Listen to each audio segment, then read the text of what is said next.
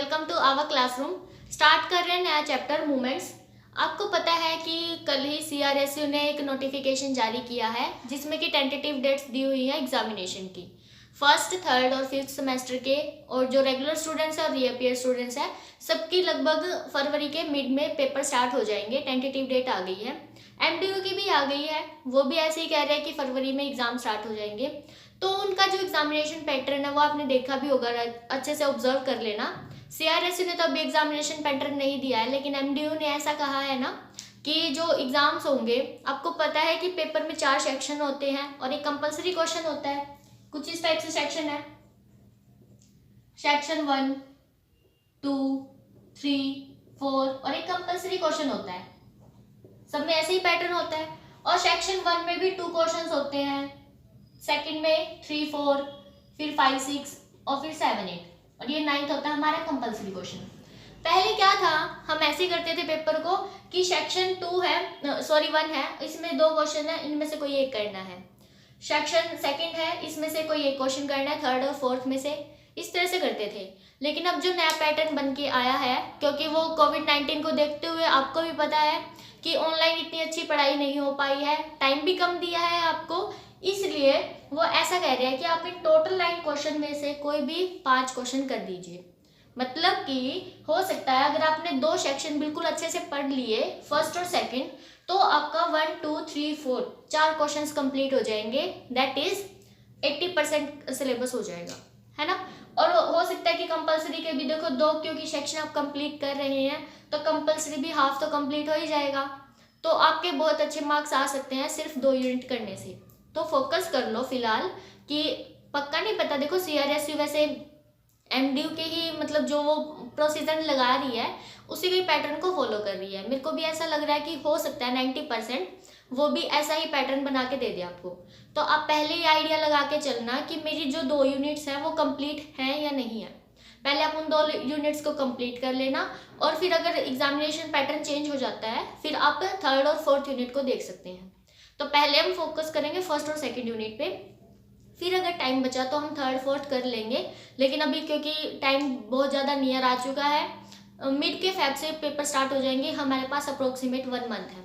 ठीक है, तो जितने भी डाउट्स हैं, क्यूरी है, आप टेलीग्राम ग्रुप को ज्वाइन कर लो, वहाँ पे हम सारी क्यूरी को सोल्व करने की कोशिश करेंगे। आप आपस में भी कर सकते हैं, उसको टाइम बच जाएगा काफ़ी।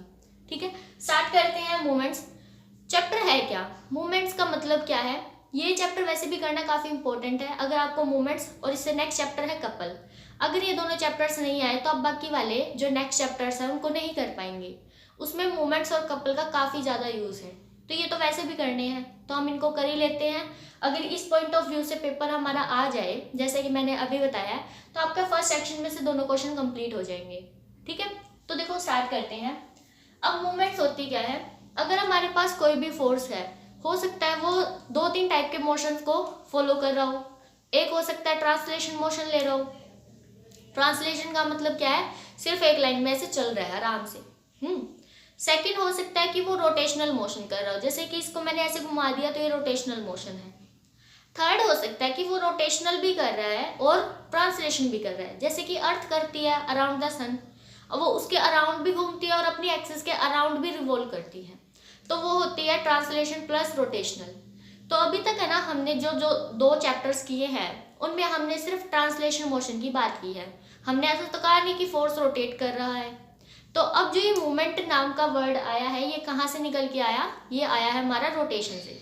तो अगर हमारा कोई भी फोर्स मूवमेंट कर सकता है, रोटेट कर सकता है खुद को, तो उसकी जो टेंडेंसी होती है वो किस पे डिपेंड करती है, मूवमेंट पे। तो अगर आप देखो बुक में डेफिनेशन लिखी हुई है, आप रीड कर लेना। तो जो टेंडेंसी है फोर्स की, टेंडेंसी ऑफ फोर्स रोटेट करने के लिए, ठीक है, वो force rotate is directly proportional to, किस किस के प्रोपोर्शनल होती है। एक तो फोर्स के, फोर्स आप पी ले सकते हैं, जैसे कि बुक में पी लिखा हुआ है, मैं उसके अकॉर्डिंग बता रही हूँ, एफ लिख सकते हैं। और एक होता है डायरेक्टली प्रोपोर्शनल टू डिस्टेंस। अब ये डिस्टेंस क्या है, डिस्टेंस है फोर्स का किसी पर्टिकुलर पॉइंट से। हम ये देख रहे हैं कि जो फोर्स है वो किसके अबाउट रोटेट कर रहा है। सपोज करो ये वाला पॉइंट मैंने फिक्स कर लिया और मैं ये कहूँ कि ये फोर्स रोटेट कर रहा है, तो ये इसके अबाउट ऐसे रोटेट करेगा। क्लियर है? तो ये वाला पॉइंट फिक्स हो गया। तो इसलिए हम जब भी मोमेंट निकालेंगे with respect to a point निकालेंगे। ये ध्यान रखना, क्वेश्चन में अगर पॉइंट दे रखा है तो अच्छी बात है, अगर नहीं दिया तो हमें या तो पॉइंट फाइंड आउट करना पड़ेगा या फिर पॉइंट हम अपनी तरफ से अज्यूम करेंगे।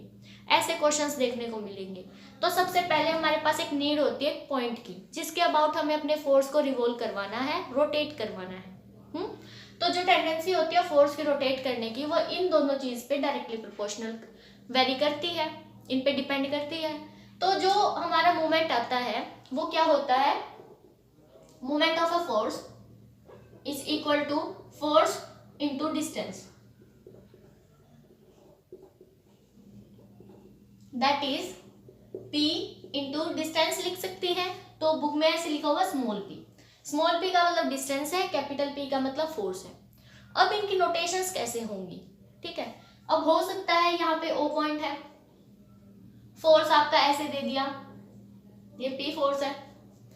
अब ना ये भी ध्यान रखना कि इसका साइन प्लस कब आएगा, माइनस कब आएगा।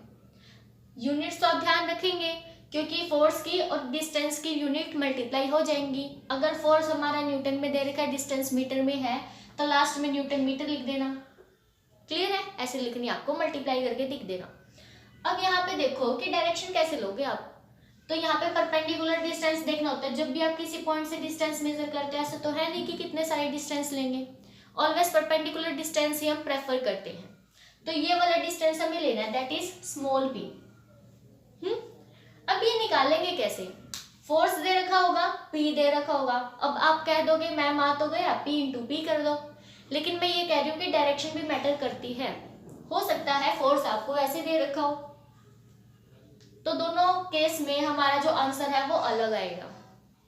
ये ध्यान रखना। तो आंसर आएगा क्या, अब ये देखना, अगर वो क्लॉकवाइज रोटेट कर रहा है तो नेगेटिव, जैसे कि हम हमेशा करते हैं साइंस में, clockwise means negative and anti clockwise या फिर काउंटर क्लॉकवाइज भी कह सकता है, दिस विल बी पॉजिटिव।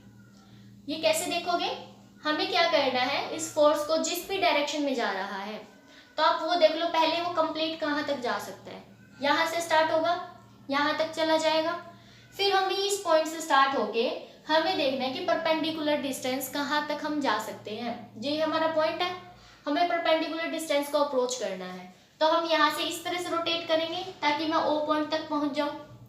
तो ये इस डायरेक्शन को देखो, हम इस साइड से गए हैं, दिस इज हमारी कैसी आ गई, एंटी क्लॉकवाइज। एंटी क्लॉकवाइज तो ये डायरेक्शन हमारी होगी पॉजिटिव। क्लियर होगा? इसी तरह हम देख सकते हैं, यहाँ पे मैंने O पॉइंट ले लिया, ये हमारा परपेंडिकुलर डिस्टेंस है ऐसे। अब यहाँ से फोर्स हमारा स्टार्ट हुआ, यहाँ तक गया, दिखने में ऐसा ही लग रहा है, तो हम पहले फोर्स को यहाँ तक लेके जाएंगे, फिर हम क्या करेंगे, इसको O पॉइंट पर लेके आना। तो ऐसे लेके आओ, शॉर्टेस्ट डिस्टेंस देखना है, ऐसा मत कहना मैम मैं तो ऐसे लेके जाऊंगा, गलत हो जाएगा, ठीक है। शॉर्टेस्ट डिस्टेंस, तो ये ऐसे रोटेट करेगा। अब ये डायरेक्शन हो गई हमारी clockwise, that is negative side. ये ध्यान रखना, कभी ऐसा कर लो, कैसे, ये यहाँ पे O पॉइंट है, यहाँ पर P फोर्स है, आप कहो कि मैम मैं यहाँ पे आ रहा हूँ और मैंने यहाँ से जंप कर लिया, ऐसा नहीं करना। मैं कह रही हूँ पहले फोर्स को कंप्लीट करो। फोर्स को कंप्लीट करने के लिए यहाँ से यहाँ तक लेके आओ। इसका मतलब ये थोड़ी है कि फोर्स बिल्कुल यहाँ पे है, इसका मतलब क्या है कि इस डायरेक्शन में है, तो पहले उसको कंप्लीट करो, फिर O पे रीच करना है हमने। बीच में जंप नहीं चलेगा, मार्क्स में भी जंप हो जाएगा फिर बैकवर्ड में। चलो क्वेश्चन करते हैं, अब क्लियर हो जाएगा कि कैसे फाइंड आउट करना है, और पॉइंट भी गिवन होगा क्वेश्चन में। देखो फर्स्ट एग्जांपल क्या है, forces of magnitude 1 2 3 4 newtons. 4 force given है 1 2 3 4 न्यूटन्स के, acting along AB BC AD and DB। ध्यान रखना डायरेक्शन कहाँ से कहाँ तक है, where AB CD are the corners of a square. पहले तो एक स्क्वायर बनाओ, ये हमने एक स्क्वायर बनाया, और ABCD ABCD फोर्सेस कैसे गिवन है ये भी देख लेना। A से B है 1 न्यूटन, फिर है B से C तक 2 newton, then A to D इसी डायरेक्शन में, ए से डी की साइड 3 न्यूटन, और एक है D to B that is diagonal, ये ऐसे दे दिया है आपको 4 न्यूटन। चलो उसके बाद क्या कहा, the length of each side of a square is 1 metre, that is distance given है, ये 1 मीटर है, ये भी 1 मीटर है, ऐसे सब कुछ 1 मीटर है। तो उसने क्या कहा, find algebraic sum of the moments, सारे मोमेंट्स निकालो और उनका सम करना है। तो देखो पॉइंट उसने दे दिया, अबाउट द पॉइंट ओ, अब ये ओ पॉइंट है कहाँ, the centre of the square, square के बिल्कुल सेंटर में। स्क्वायर का सेंटर कैसे निकालते हैं आप, डायगोनल्स, दोनों डायगोनल्स को ज्वाइन कर दो, यहाँ पे जो पॉइंट आएगा दिस इज सेंटर। तो इस ओ पॉइंट से सबकी मूवमेंट निकालनी है और उनका सम करना है। तो सबसे पहले मैं अलग अलग करके देख लेते हैं एक बारी।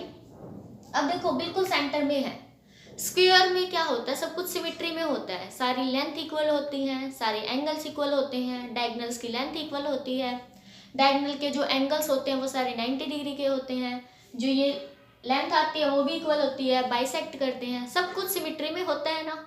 इसका मतलब जो ये ओ पॉइंट है वो बिल्कुल बीच में ही होगा, ऐसा तो नहीं होगा कि थोड़ा सा ऊपर है नीचे स्पेस ज़्यादा है, तो वो गलत हो जाएगा। इसलिए अगर आप सिमेट्री का यूज करो तो यहाँ पे ये वाला जो डिस्टेंस है यहाँ से यहाँ तक, ये कितना होगा, हाफ। क्यों हाफ, क्योंकि बी से सी तक डिस्टेंस कितना है, 1, साइड दे रखी है 1, तो ये हाफ कितनी होगी, हाफ मीटर हो जाएगी। तो यहाँ पे ये डिस्टेंस है हमारा हाफ मीटर, इसी तरह ये डिस्टेंस भी हाफ मीटर है, तो जो भी हमें चाहिए ये भी डिस्टेंस हाफ मीटर है, ये ध्यान रखना। डिस्टेंस बता दिया मैंने आपको। अब हम मूवमेंट्स निकालते हैं।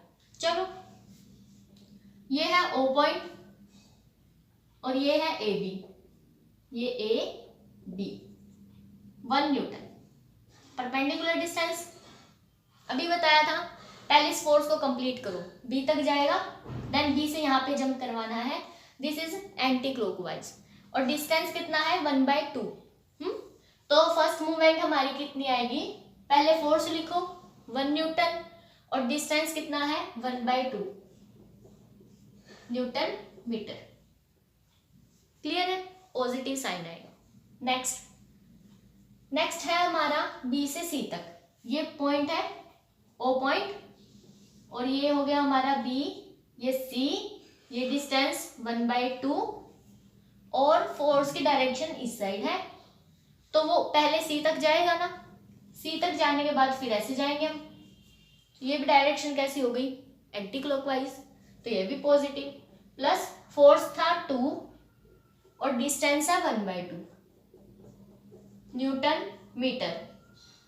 नेक्स्ट है ए टू डी, तो इसको हम ऐसे बना ले, ए डी ओ, डिस्टेंस 1/2 है, एंड फोर्स की वैल्यू देखो ऊपर की तरफ जा रहा है और 3 न्यूटन।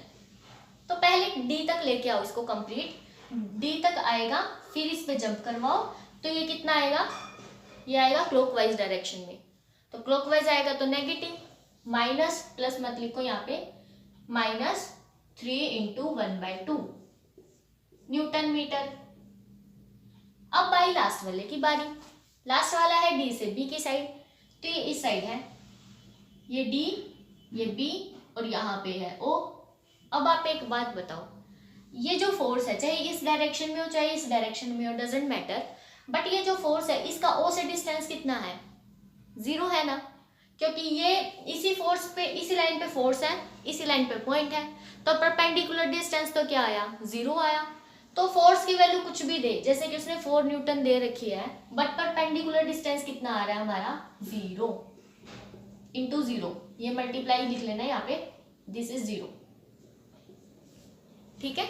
तो ये हमारा टोटल आया है, इनको सम कर लो, सम करने के बाद 1/2, ये 1 आ गया, और -3/2, this will equal to 0, that is इनका जो सम आया है वो कितना आया, 0 न्यूटन मीटर। टोटल मूवमेंट हमारी इतनी आई। क्लियर है। अब क्वेश्चन को कैसे सॉल्व करेंगे, तो कुछ क्वेश्चन सॉल्व करते हैं और क्लियर हो जाएगा। देखो नेक्स्ट एग्जांपल भी काफी इजी है। ABCD is a square of side 2 metre, तो ये ऐसा ही हो गया, एक क्वेश्चन स्क्वायर दे दिया आपको ABCD और इसकी साइड में 2 मीटर दे दी है। और क्या कहा, फोर्सेस है ये 5 3 4 6। पहले लाइन देख लो क्या है, CB, C से B, इसका दिया है 5 न्यूटन है। और फिर दिया है B to A, A to D to A and then B to D, ऐसे। और दे रखिए 3 4 6, 3 4 6 न्यूटन लिख लेना इनके पीछे। फिर उसके बाद क्या कहा है, वही अलजेब्रिक सम निकालना है अबाउट C से निकालना है, यहां से। चलो निकालो, और तो सब कुछ आ जाएगा, परपेंडिकुलर डिस्टेंस निकाल सकते हैं, बट BD का डिस्टेंस कैसे निकालोगे C से, मेन तो ये प्रॉब्लम है ना। तो यहाँ से यहाँ तक आएगा परपेंडिकुलर डिस्टेंस, क्योंकि हमें पता है स्क्वायर में क्या होता है, दोनों डायगोनल जब इंटरसेक्ट करते हैं तो वो 90 डिग्री पे इंटरसेक्ट करते हैं। तो ये निकाल लो, निकालना। अगर ये है 2 मीटर दे रखी है, सारी साइड्स 2 मीटर है, और डायगोनल में क्या करते हैं हम, हाँ कंसेप्ट लगा सकते हो, ये 90 डिग्री है, ये साइड इस साइड के इक्वल है, तो ये वाला एंगल और ये वाला एंगल भी इक्वल होगा, तो ये 45, ये भी 45, तो ट्रिग्नोमेट्री लगा लो, 90 डिग्री 45, ये भी 45, डायगोनल है 2। तो मैं आपसे कोई भी पूछूं, दोनों साइड आप निकाल सकते हैं, तो निकाल लो। जैसे कि साइन थीटा कह दिया, sine 45 will be equal to perpendicular by hypotenuse, perpendicular और बाय हाइपोटेन्यूज 2 है, साइन 45 1/√2, तो 1/√2 2/√2 आ जाएगा परपेंडिकुलर, दैट इज P की वैल्यू आ गई √2। तो ये भी √2 है और ये भी √2, हमारे पास डिस्टेंस निकल के आ गया। तो इसको पॉइंट O मान लो, OC डिस्टेंस कितना आया है √2, ये ध्यान रखना। अब हम सब कुछ निकाल सकते हैं। पहले फोर्स लो AB फोर्स है 3। अब इस फोर्स को पहले यहाँ तक कंप्लीट करो, A तक, फिर A से C की साइड जाना है, A से C की साइड जाएंगे, क्लॉकवाइज डायरेक्शन होगी ना, ऐसे करके ऐसे जा रहे हो, क्लॉकवाइज ही होती है ये, और क्लॉकवाइज होगी तो नेगेटिव, दैट इज माइनस। और डिस्टेंस कितना है A का C से, दैट इज यहाँ से यहाँ तक, ये है डिस्टेंस 2 मीटर, तो यहाँ पे इंटू 2 ये आएगा। अब नेक्स्ट फोर्स देखो, नेक्स्ट एक ये भी है 5N। अब 5N को ध्यान से देखना, C पॉइंट तो यहीं पे है ना, तो इसका खुद से परपेंडिकुलर डिस्टेंस 0 होगा, ये हो गया, प्लस नेक्स्ट फोर्स ये वाला। अब इसका पहले यहाँ तक कंप्लीट करो और फिर ऐसे जाओगे, तो ये हो गई anti clockwise direction, anti clockwise होगी तो पॉजिटिव 4 इंटू यहाँ से यहाँ तक का डिस्टेंस कितना है 2 2। फिर नेक्स्ट में अब क्या करेंगे, फोर्स है हमारा 6 और यहाँ से इस साइड जाना है, तो ये एंटी क्लॉकवाइज ही होगी, क्योंकि पहले यहाँ तक आओगे ना B तक, फिर B से C की साइड जाना है, तो ये आ गया। और डिस्टेंस कितना है √2। अब इनको सम करो, आंसर आ जाएगा। सब कुछ वैल्यू दे दी है मैंने आपको, इस तरह से आप निकाल सकते हैं। बाकी और क्वेश्चंस भी ट्राई कर लेना, कुछ क्वेश्चंस हम नेक्स्ट वीडियो में करेंगे, नेक्स्ट वीडियो में चैप्टर कंप्लीट हो जाएगा, तो आज आप इस एक्सरसाइज की प्रैक्टिस कर लेना, नेक्स्ट वीडियो में हम सेकंड और थर्ड कर लेंगे। Thanks for watching.